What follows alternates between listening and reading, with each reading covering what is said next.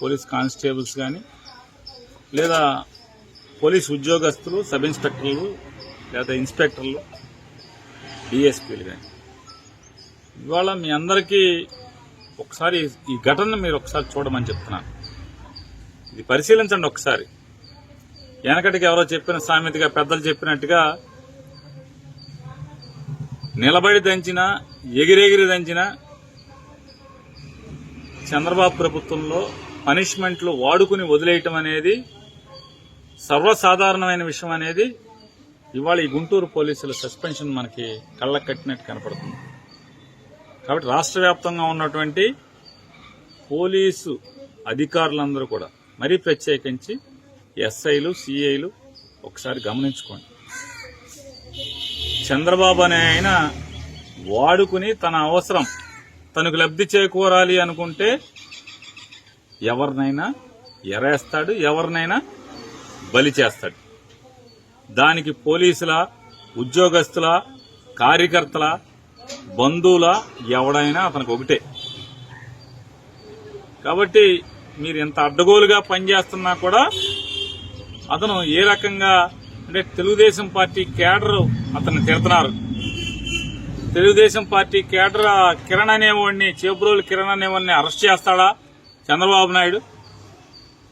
ఏడు మారడరా బాబు అని చెప్పిన వాళ్ళు తెగ తిడుతున్నారు. కాబట్టి వాళ్ళని సాటిస్ఫై చేయడం కోసం ఈ 11 మంది పోలీసుల్ని బలి చేశాడనేది ఒకసారి పోలీసు అధికారులందరూ కూడా గమనించుకోండి. చంద్రబాబు దగ్గర నిలబడి దంచినా, ఎగిరెగిరి దంచినా మీకు పనిష్మెంట్లు అనేది ఇవ్వటం అనేది సర్వసాధారణం అనేది గుర్తుపెట్టుకోండి.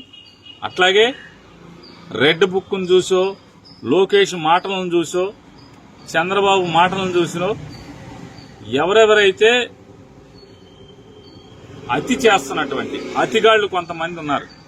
అసభ్యంగా వీడియోలు పెడతాం, అసభ్యంగా ఉండటం, లేదా దొంగ కేసులు పెట్టడం, వైఎస్ఆర్ కాంగ్రెస్ పార్టీ కార్యకర్తలను వేధించటం, కొడటం, తిడటం, ఇట్లాంటివి చేసేటువంటి కూటమి కార్యకర్తలు కూడా కాస్త జాగ్రత్త పడండి.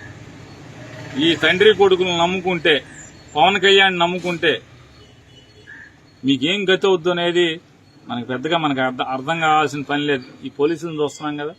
కాబట్టి మీరు హుందాగా ప్రవర్తించండి.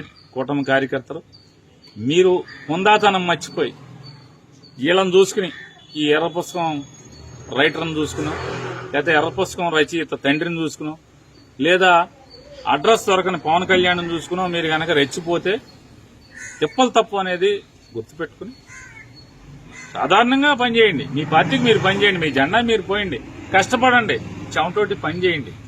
కానీ మీకే విలువ లేదు.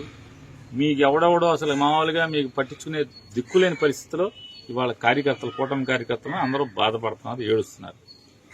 ఎవడ పని ఎమ్మెల్యేలు దోచుకునే పనులు ఎమ్మెల్యేలు ఉన్నారు, అలాగే మంత్రులు దోచుకునే పనులు మంత్రులు ఉన్నారు, తండ్రి కొడుకులు దత్తపుత్రుడు దోచుకునే పనులు ఆడున్నారు. ఎవడ దోపిడీ ఆడితే తప్పితే జెండా మోసిన కార్యకర్తలు ఏంటనేది వాళ్ళకి పట్టించుకునేటువంటి తీరిక లేదు, పట్టించుకునేటువంటి మనసు లేదు. కాబట్టి కాస్త నేల మీద ఉంటే better. Subscribe to Social TV Telugu for more videos. Hit the bell icon for faster updates.